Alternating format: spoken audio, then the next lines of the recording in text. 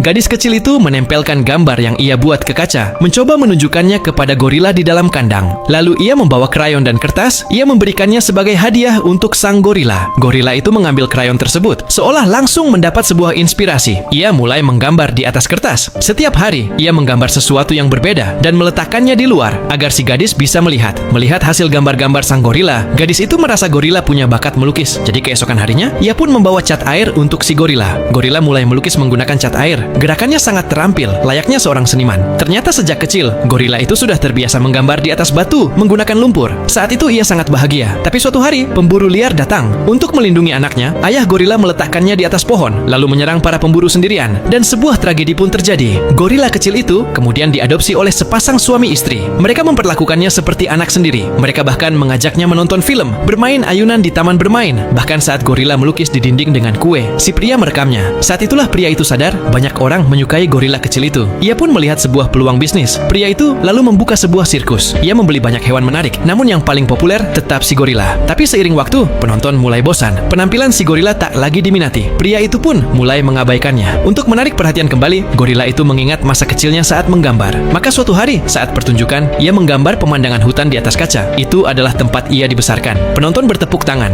Bahkan pria itu pun terpukau. Di saat itulah, gadis kecil melihat mata si gorila dan sadar, gorila itu sangat rindu pulang ke alam liar. Gadis itu lalu meminta bantuan seorang jurnalis. Berita tentang si gorila pun tersebar luas. Semua orang tersentuh dengan kisahnya. Mereka menyerukan agar gorila dilepaskan. Gorila itu tersenyum. Akhirnya, pria itu menghubungi Asosiasi Perlindungan Hewan untuk memulangkan semua hewan ke alam. Sebelum pergi, pria itu masuk ke kandang untuk berpamitan dengan gorila. Ia menunjukkan foto kebersamaan mereka. Si gorila pun juga berterima kasih. Baginya, pria itu adalah ayah keduanya. Namun ia tahu, tempat itu bukanlah rumahnya. Keesokan harinya, gorila itu dikembalikan ke Hutan Lindung Nasional. Keinginannya akhirnya terwujud. Ini adalah film yang diadaptasi dari kisah nyata. Sekarang pertanyaannya, apakah kamu mau berteman dan mengadopsi gorila ini?